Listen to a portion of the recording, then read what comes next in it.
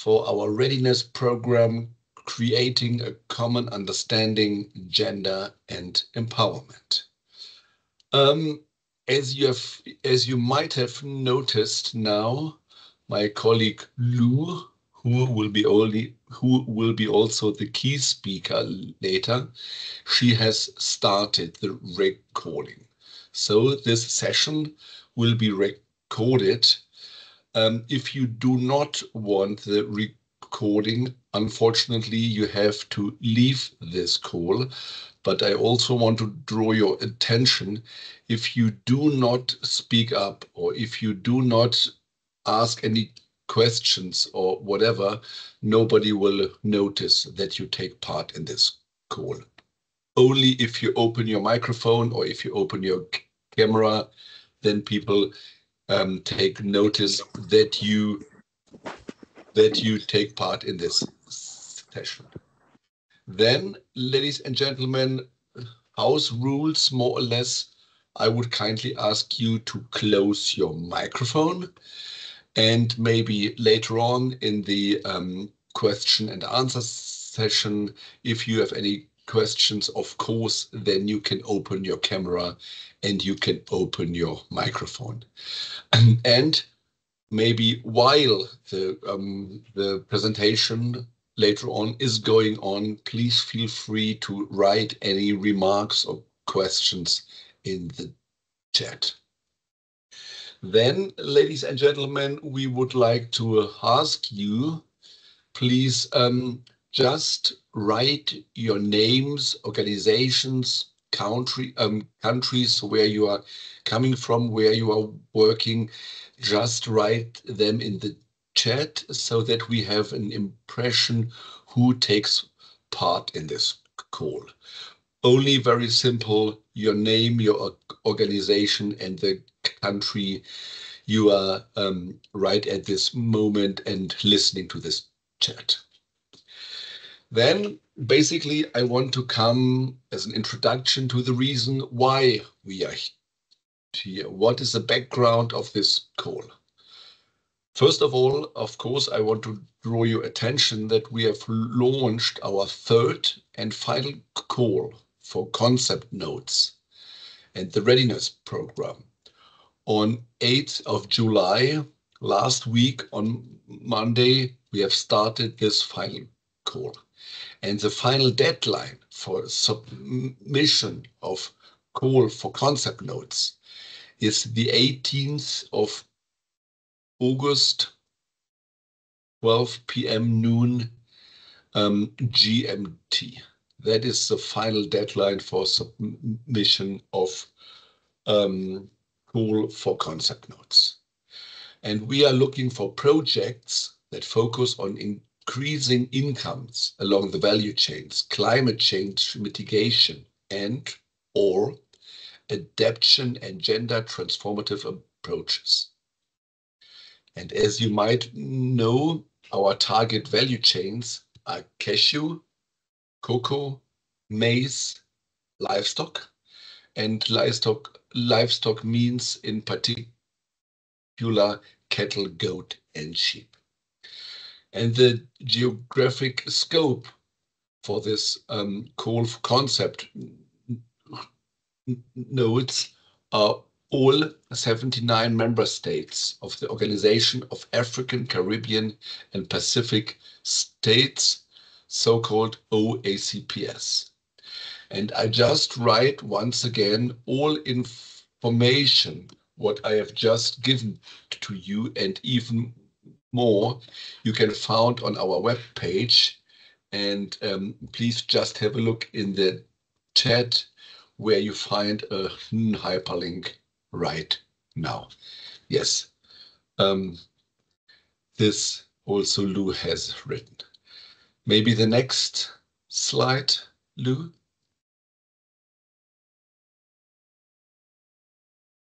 And what is the topic today? Gender and empowerment.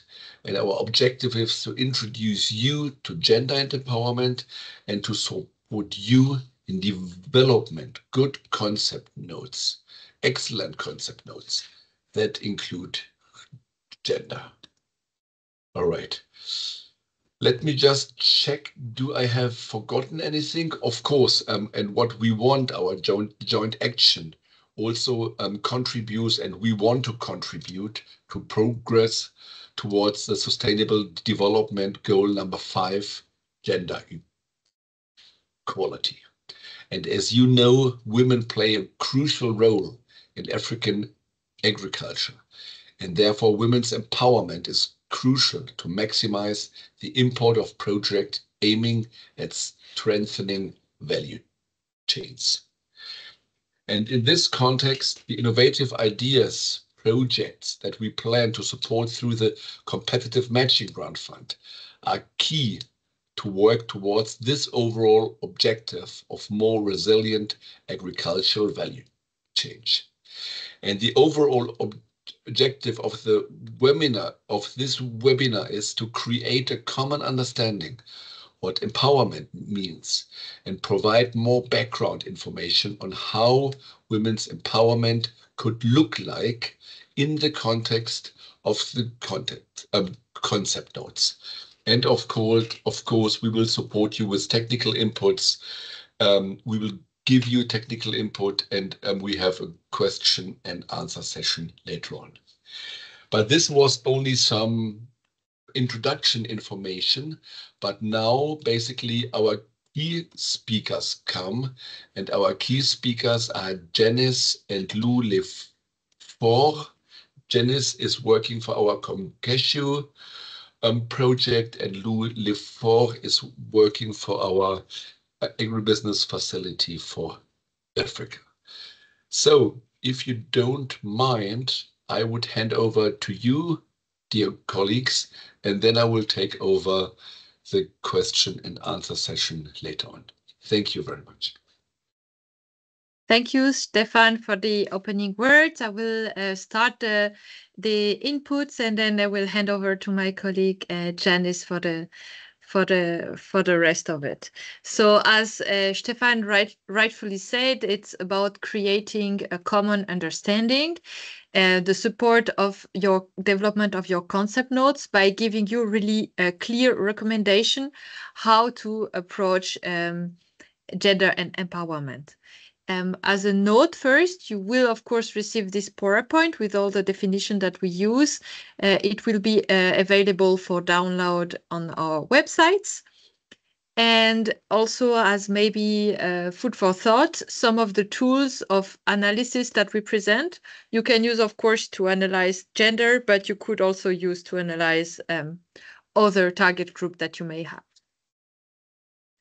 So let's just start with the concrete agenda. So first of all, we will try to have this common understanding of what is gender, and then we are going to see what it is really important for our goal that you consider gender, but maybe why also it could be important for your goals. We will deep dive the notion of empowerment and really differentiating, reaching and empowering people. And then we will see some concrete examples on what empowerment could look like or how to contribute to empowering projects. And we will end, as Stefan said, with a Q&A session. We are a short round today, but maybe we can start in a little interactive way. Maybe some of the participants that have introduced themselves in the chat can give us their understanding of what does gender mean.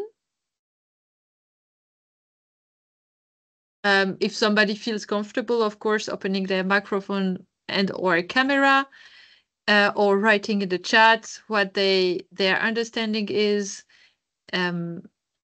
Otherwise, I can just follow up with the definition, but I'm going to give you maybe 1 minute if you want to raise your hand and give us your definition.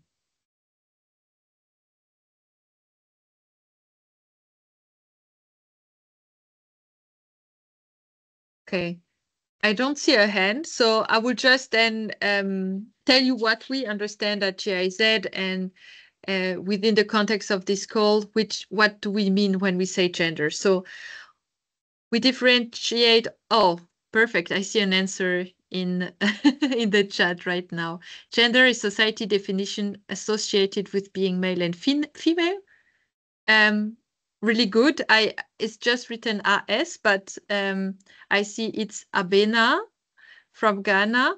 Thank you for this great definition. I think it encompasses exactly what we mean by gender. So for us, gender is different than sex. Sex is referring to the biology, and gender is the culturally based expectation of the roles and behaviors of men and women. So unlike biology, gender roles and behaviors, they can vary from one culture to another, one geographically, and also across times. So I think you put it in a very concise and precise way. So that's what we mean by gender. So this whole set of social norms and expectations. And what we want to highlight first in this webinar is that gender is one category we would like to focus on, and we are going to go into detail on why, but it's just one category among others, and that intersect with other category. For example, youth. You could say the need of a really young rural woman is going to be significantly different from the need of maybe an older peri-urban living woman, business owner, for example. So gender is one lens to look at your target group from, is one important one, but it is not the only one. And here we can go into the first tip that we give you, or recommendation, is to really work on specifying which group you are exactly working with. Maybe they are not just women, maybe they are young women, maybe they are married women. And to really think about, okay, what is exactly my target group? Because then you will be able to set specific goals that are relevant for this target group. Because maybe young women in your area and that you are going to work with, they have not exactly the same need as all other women in the area. It could be the same for youth. Maybe young people in one specific value chain do not have the same needs as the overall workers in the value chain. And in which framework are we exactly working? So as Stefan already introduced in the beginning, our business support facility aims at contributing to the SDG 5 gender equality, as well as our project in general is working within the framework of the new feminist development policy of the German Federal Ministry for Economic Cooperation and Development, as well as the framework of a strategic plan of OACPS. And both of them really try to contribute to this SDG 5 gender equality. I won't go too much into detail in exactly the new feminist development policy of the German government, but I wanted still to give you a little highlight of one of the key messages that in which we are working now. So we are seeing for empowerment different places where you can work in. And for example, you can work in resources, access to agricultural finance, technology, extension services. But you could also be working to rights or towards representation. So land ownership is, for example, a big topic in agriculture. But there are also other rights, access to water, for example, and representation, giving women a voice within cooperatives, within political areas, etc. So these are the three domains where we see ourselves working in the framework of the German development policy. But please, I included the link to the policy in the PowerPoint, and you can find it on the website of the German government in English if you want more detail on this framework. But without going too much into these foundational documents, why is it important? Well, Stefan stressed it a little bit out. We can see that women face unique challenges, but the difficulty is that these challenges limit the potential not only for them, but they limit the potential for development overall for all people. And they limit the potential for food security, growth, and employment. So challenges that are, of course, dependent on the context can occur in different areas. For example, women face less access to resources like land or water. Maybe they also face less access to capacity development and training, especially on technologies, less access to financial services, lack of recognition, and that could be kind of cultural barriers. So that's kind of a list. It is really dependent on the context you are working with, but usually they face unique challenges based on their sex. However, they play a crucial role in African agriculture. And studies show that indeed we could answer we could really try to work on development by answering, for example, closing the gender productivity gap in farms or the gender pay gap in agri-food system. And that would lead to benefits overall, like, for example, an increase of the global domestic product by 1%, so $1 trillion, or even reduce the number of food insecure people by 45 million. One other aspect, and why it's very much important for us to have it in this call for proposal, it is just if half of the development intervention, of which this call is one activity, we're aiming at small-scale producer and we're also focused on empowerment, we could increase the incomes of an additional 58 million people significantly and increase the resilience of an additional 235 million people. Maximizing our impact, that's why we want to talk about gender empowerment. And that's a powerful tool to also add to your concept note, maybe to really increase your impact and make a concept note that is really striking and that really contributes. On another note, it can also be important for your private company as well, as studies show that companies that have in the top 25% for gender diversity are more likely to outperform national industry average in terms of profitability, and the other way around being true, companies with less gender diversity significantly less likely to see higher profit in the national industry average. So it can also be an argument to maximize your own successes. So now that you are in the concept node development phase, we go to another tip. Now that you have really be able to specify your target group, look at, okay, what are the specific people that I will be working with and set some goals. You can also see what the negative impacts in your context on women and youth are. For example, what are the specific challenges that they face, and then formulate how you can act on it. One useful tool to do that is really to go to the target group and ask them and design with them the intervention. What do they really need? What are the challenges they are facing? Having a direct contact with them will help you co-create your project and better answer need and maybe create a more coherent overall project logic. A final recommendation on that one is also maybe look inwards, and maybe there are also some great opportunity for empowerment within your own structure generally. And now we have used the term empowerment quite a lot. I think it's time that we define it more closely. And for that, I will give the word to my colleague Janice, who is going to take over. Okay.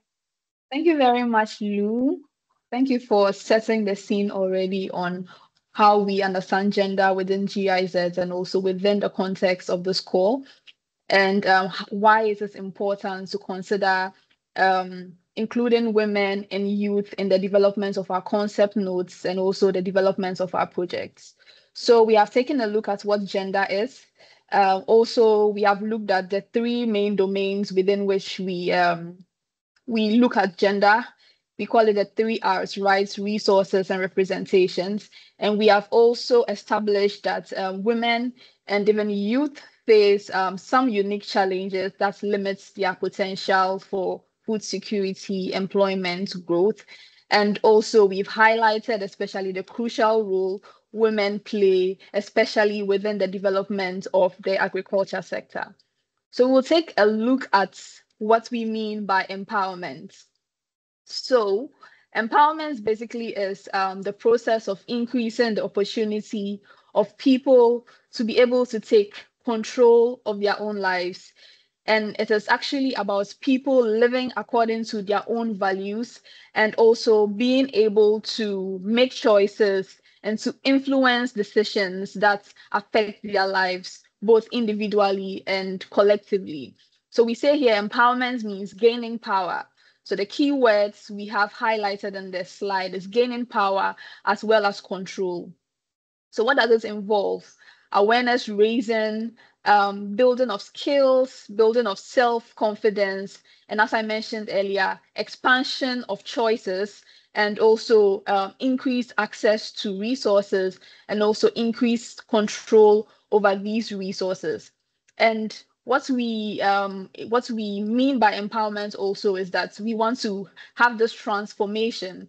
So we look at the gender transformative approach. We are looking at transforming systems, we are looking at transforming mindsets, and also transforming structures that may reinforce and may perpetuate some gender inequalities. So within GIZ, we also have established some 3 steps to reach empowerment.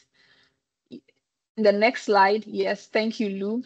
So in the next slide, we want to introduce you to the Reach, Benefits, Empower framework. So what does this framework actually entail?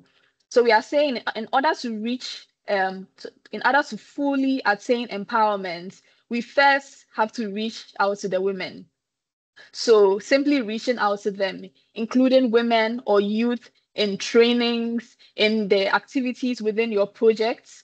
And we are saying simply reaching out to women, simply reaching out to youth doesn't necessarily mean that they will benefit. So this is where the second step comes in, benefits.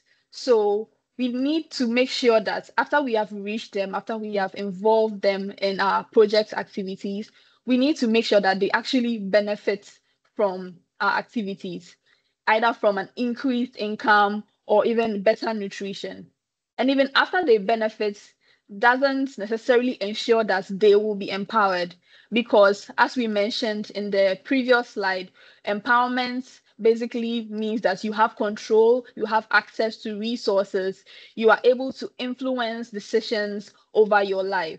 So from benefits, we move to empower, where we want to see that your activities are designed in such a way that the women, the youth would have an increased control over the income they make, increased decision-making roles, and also increased access to certain resources and certain opportunities.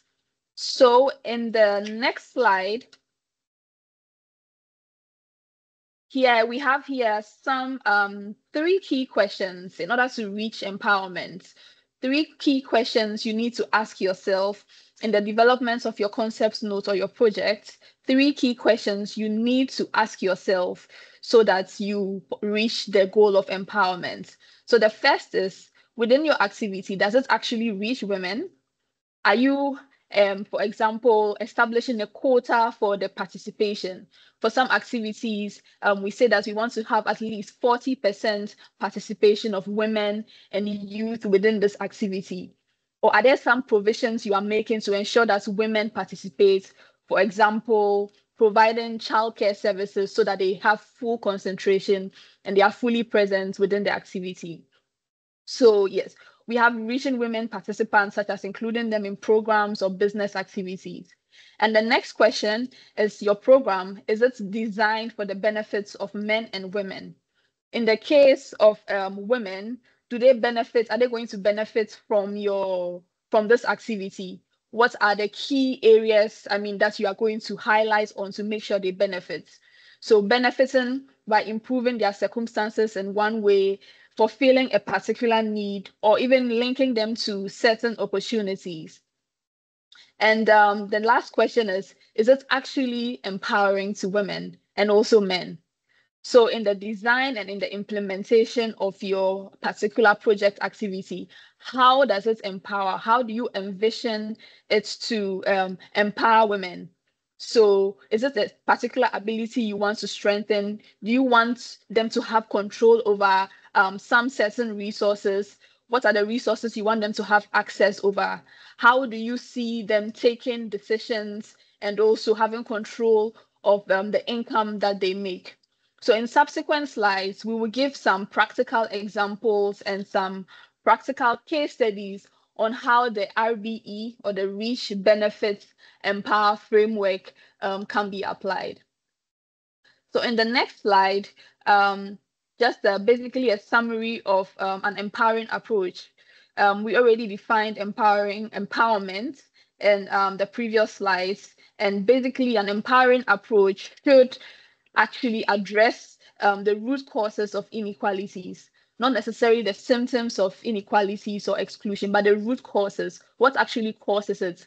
You want to transform the mindsets of your target group, for instance. You want to transform your context or the system within which you are working in. And also you want to create a sustainable change. So an empowering approach should create a lasting impact sustainably on structures and norms, not just having one event and then it ends there. It should be sustainable. It should, move from a change from an individual to an interrelational, then to the community and the system structures or cultural norms. So also within this framework of inclusion, we have the do not harm or do no harm principle. So what exactly is this principle? This is actually the minimum standard when it comes to the application of gender inclusion. So it means that in dialogue with your target group, in the implementation of your activities with your target group, you should ensure that none of your interventions reinforce certain existing gender disparities or certain existing discriminatory power relations. And you should make sure that you don't unintentionally negatively affect a particular gender group when you are implementing your activity. So what we are saying here is that it's not, every concept or every project that would have gender inclusion as a significant objective or as a principal objective.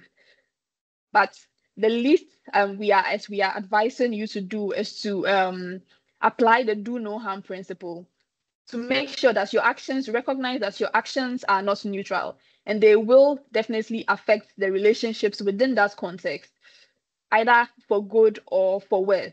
So this is like a minimum obligation to pay attention to these dynamics and make sure that you don't unintentionally cause further damage within your intervention.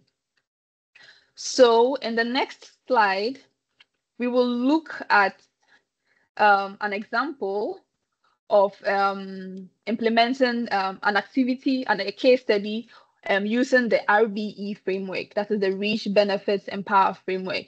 So we have a particular gender constraint here, that is restricted mobility among women. And for here, a target group has been defined, that is women traders. So in the table, we have, for example, when it comes to the aspects of reaching them, as we highlighted earlier, inviting them to the training, making sure that they have a space to be present and to fully, learn from the activity you are implementing.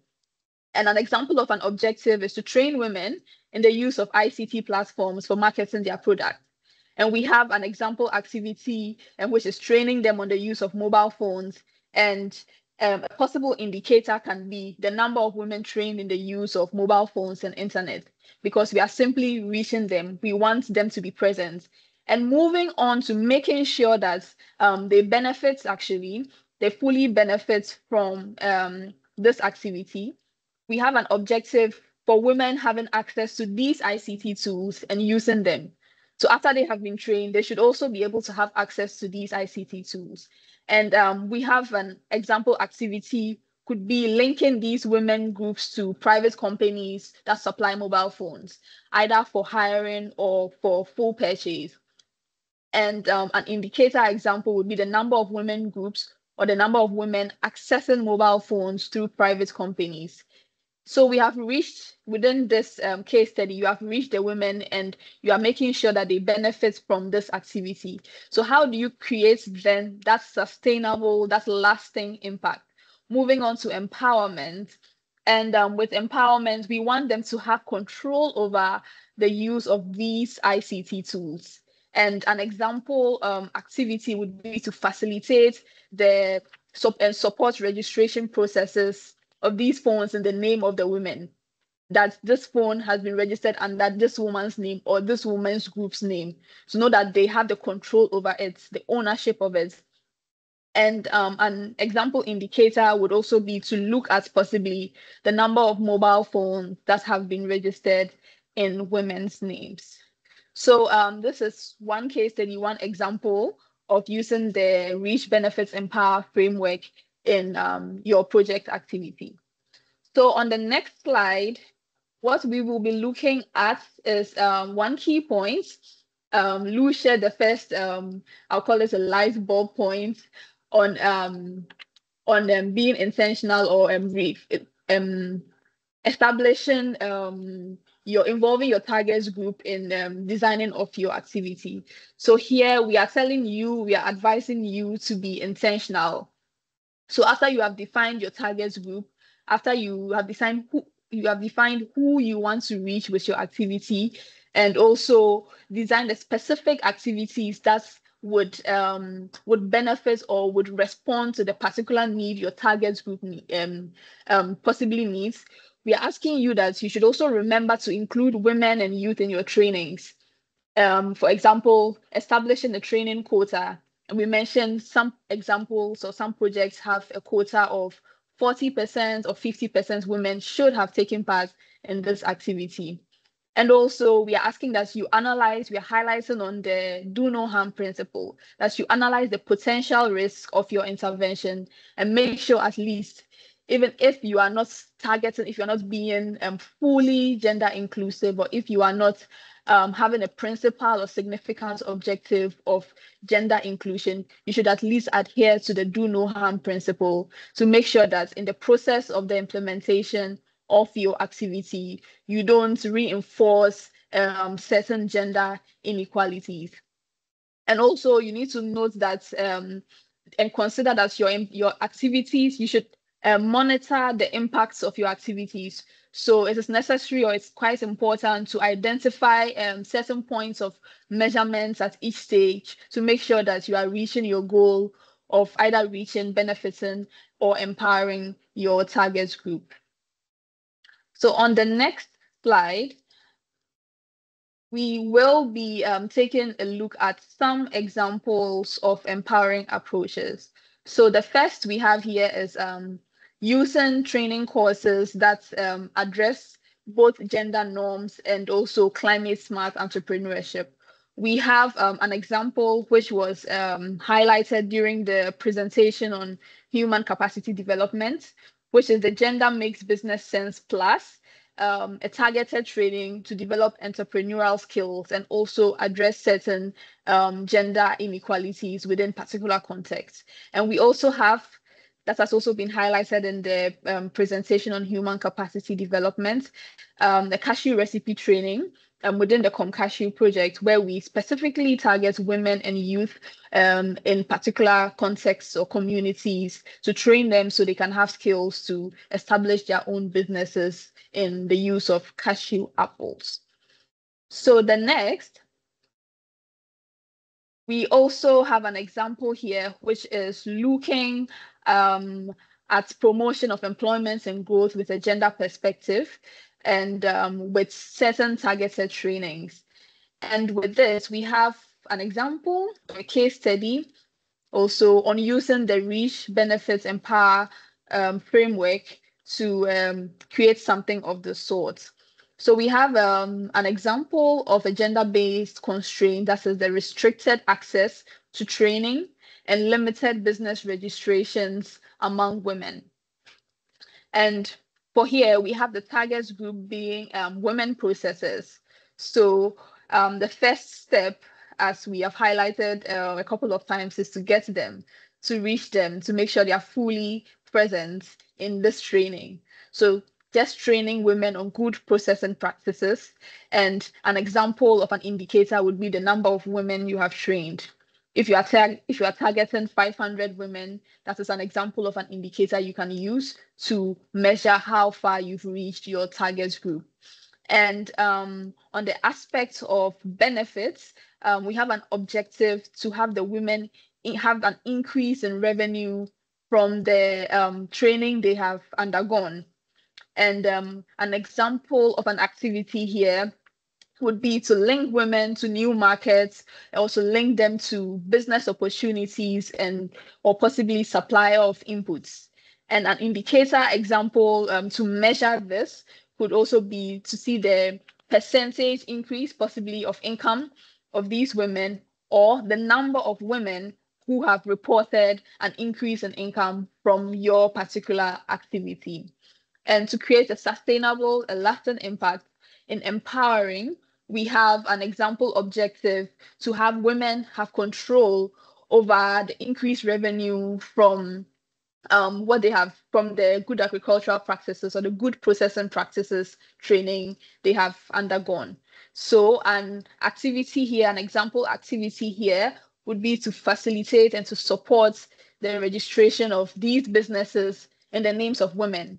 And an example of an indicator would be to see the number of enterprises that have been registered in women's names. So know that they have full control over these businesses or full control over the income they are making within their businesses. So on the next slide, we have looked at using of training courses and also targeted trainings. And also we have the use of peer-to-peer learning to promote gender transformative change. And within this, we have an example from an activity that has been implemented or is currently being implemented by a GIZ project, the Global Program for Food and Nutrition Security and Enhanced Resilience. So looking at peer-to-peer learning, peer-to-peer exchanges, the objective of this program was to bring together model husbands from the community to encourage them to adopt behaviors for improved household nutrition. So to encourage these men to be more involved in their household nutrition. So the approach for this is to, get the men as the target group because you want them to be more involved, and then have these peer educations.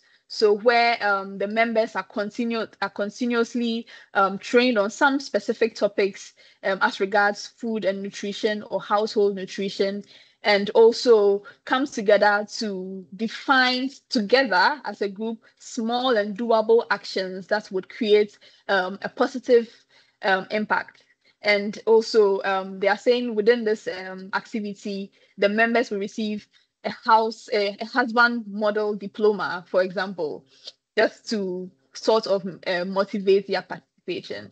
And the impact of this activity, we see that each husband school they have established within that project has produced an action plan to improve their communities, the nutrition in their communities, and also they have received positive feedbacks from their wives that the husbands are being more appreciative of the work they do and are being more involved within household nutrition. And they are still taking a quantitative study to see and to compare certain indicators within this project. So this is just an example of the peer-to-peer learning approach. And we can move on to the next slide, which is also given one example of using role models as a tool for gender transformative changes. So this allows for representation and expectations, because one of the key points or the key highlights of empowering is to transform mindsets. So using role models in people to influence the way people perceive maybe certain gender roles or certain activities within their context. So involving more women in, for example, maybe training facilitations, or using men as agents of change, using men as allies to promote gender transformative changes within your particular context or communities. So in the next slide, we have another key point which we want you to, which we want to share with you during the design as well as the implementation phase. So we are asking that you include the community. So this is quite important, because you are working for a particular community, a particular context, or even a particular target group. You need to include them in the design phase and in the implementation phase of your project, because you are doing this with them.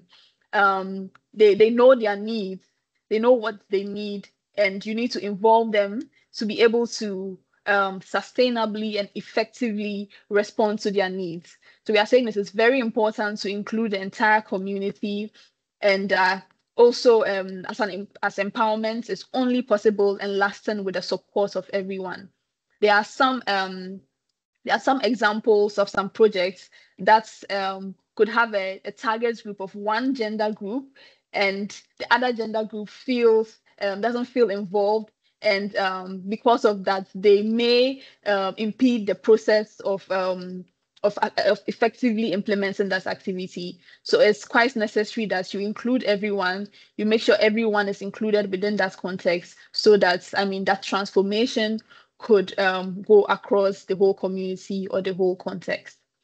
So that being said, I think I'm ending in good time. So I would end this part by asking that, by advising that we need to maximize our impact by empowering women and youth within our project.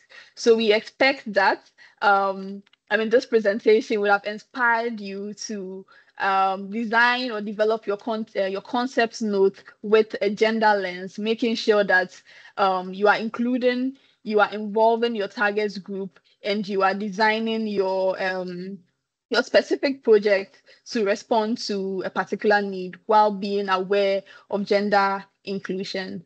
So we have the next slide, which is just a summary of the recommendations that we shared earlier in the previous slides for your reading. And I know this presentation would be uploaded on our website, so you can visit our website, download the presentation, and there are lots of other resources attached to the presentation you could learn from when it comes to gender and inclusion. So I would hand over to the moderator, Stefan, to facilitate the question and answer session. Yes, thank you very much. Thank you very much to both of you, Janice and Lou. I think maybe in the name of all the participants who are taking part in this session. It's, to be very honest, it's not my first time that I'm listening to this presentation, but I like it every time again, and I think it's an excellent presentation, and both of you, Janice and Lou, are doing an excellent job. Thank you very much. All right, we have more than 40 minutes basically to go. There are not so many participants in this call. There is Abena from Somalia, from Ghana. There is Arnold from the Democratic Republic of Congo, and some more people, but not so many more people. And especially those of you who are not part of GIZ structures, who are not part of our cashew or ABF team, you are mostly welcome now to ask any questions, to come with remarks, to come with ideas, whatever. So the floor is yours, and I can only encourage you just to raise your hand, raise your virtual hand, or just open your microphone or your camera and ask any question you want to Janice and to Lou.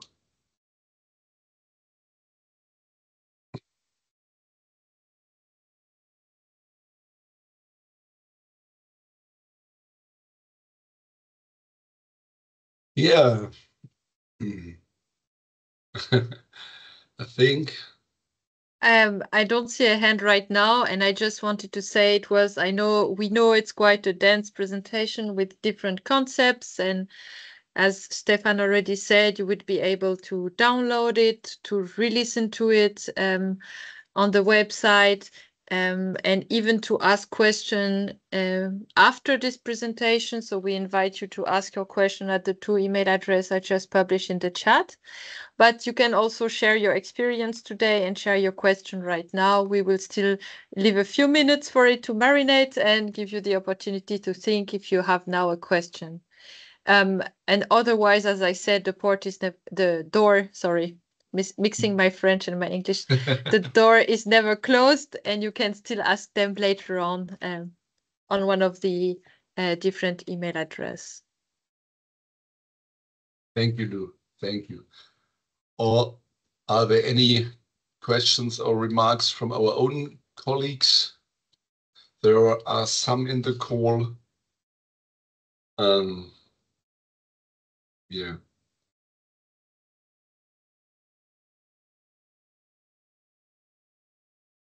This does not seem to be the case, Lou.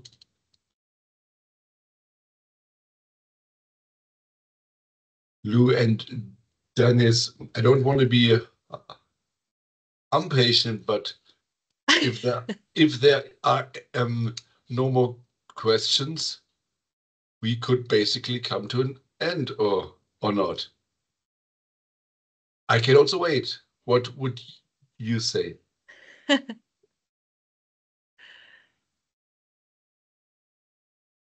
Janice, you are going to say something.